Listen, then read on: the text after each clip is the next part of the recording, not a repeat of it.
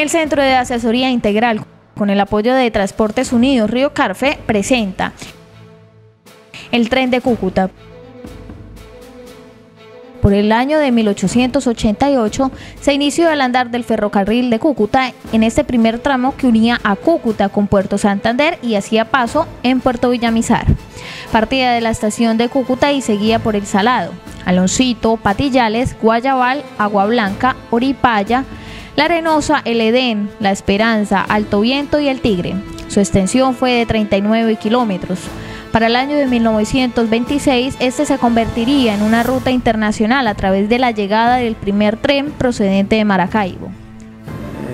Pues mire, joven, que inclusive antes de que ocurriera el terremoto de Cúcuta, ya había un grupo de comerciantes en organizar la línea norte del ferrocarril de Cúcuta.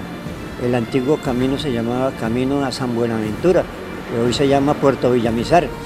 Era uno de los lugares más estratégicos para la entrada y la salida de los productos que venían de Europa por el lago de Maracaibo. El norte de Santander desarrollaba un intenso y activo comercio con la vecina República de Venezuela. La mayor parte de este comercio de las provincias de Pamplona, Cúcuta y Ricaurte exportaban sus productos por el río Zulia al lago Maracaibo. La línea norte empezó a funcionar 13 años después del terremoto de Cúcuta, o sea, 1888. La línea norte, más importante, la que hace empalme hacía empalme con el ferrocarril del Táchira, y de allí ellos iban hasta el lago de Maracaibo. Entraban y salían los productos. Fue una de las etapas más lindas de la historia de Cúcuta, más prósperas. Se hizo con capital, digamos, privado. Este es el panorama actual de las antiguas estaciones del ferrocarril de Cúcuta.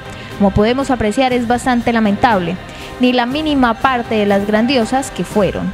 Hay diferentes, digámoslo así, estaciones del ferrocarril.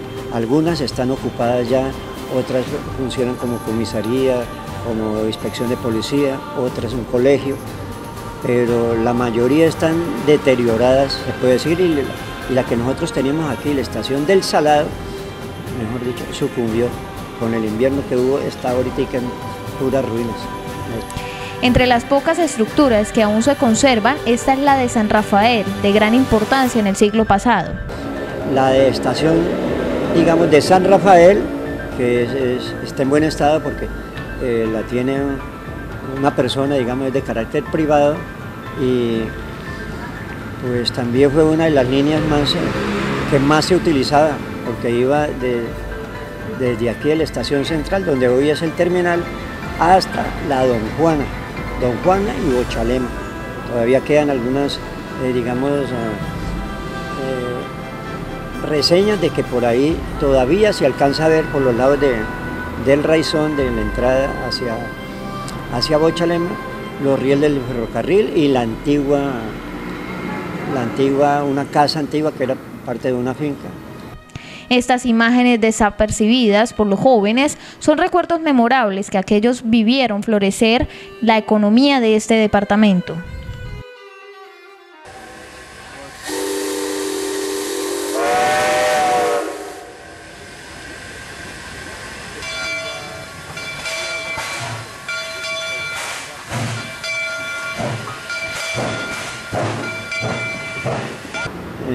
La línea frontera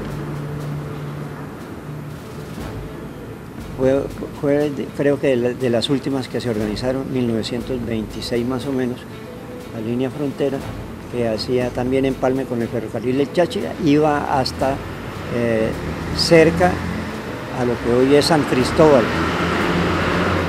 Por la vía del ferrocarril se llegó a transportar 200.000 cargas de café de superior calidad, 150.000 de cacao fueron exportadas anualmente a los Estados Unidos y Europa, siguiendo la vía de la estación Cúcuta a Puerto Villamizar por el ferrocarril, luego de ahí a pequeños barcos que navegaban en el lago de Maracaibo. Hacer transbordos a los transatlánticos de Curazao, La Guajira y Puerto Cabello, que navegaban rumbo a Nueva York y a Europa. Hasta el año de 1898, gran parte del comercio del estado Táchira se hacía por el ferrocarril de Cúcuta, llegando a transportar 64.000 toneladas de carga en un recorrido de 71 kilómetros desde San Antonio del Táchira por el ferrocarril de la Frontera y la estación Cúcuta a Puerto Villamizar, con un producido de hasta 1 millón de oro anuales. Obsérvese cómo para esa época lejana de 1827 a hoy, esos hombres pensaban así como una imaginación futurista y calculaban y trazaban carreteras y vías férreas con conocimientos financieros y económicos. Pero ¿qué se quería de este departamento de Colombia con solo 2 vías principales en deprimente estado con una economía frágil y estancada? ¿Sí se volvería a contar con las líneas férreas? Pues bien, si lográramos reactivarlas, tendríamos herramientas para volver a ser competitivos y producir una muestra de una región, un renacer económico. Basta con imaginar una vía férrea que nos conduzca a Orope, donde conectaríamos nuevamente con Venezuela, con la salida al lago de Maracaibo. Volveríamos a tener un comercio binacional e internacional vigoroso.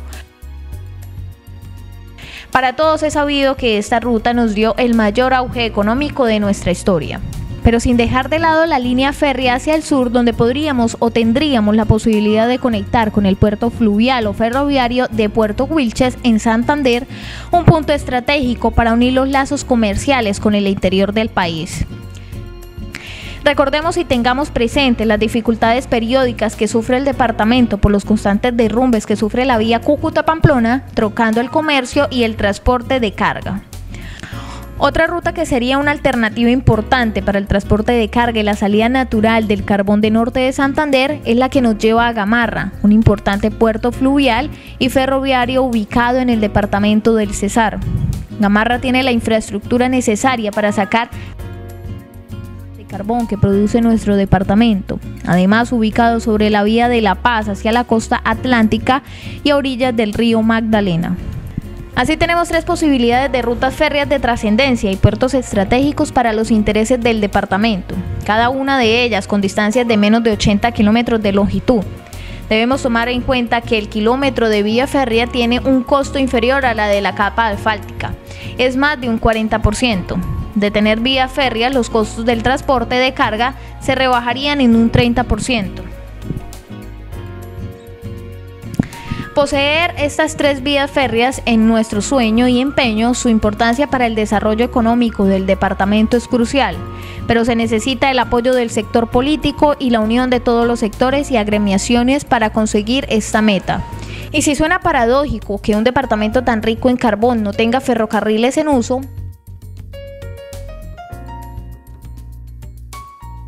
el Centro de Asesoría Integral con el apoyo de Transportes Unidos Río Carfe presentaron el tren de Cúcuta.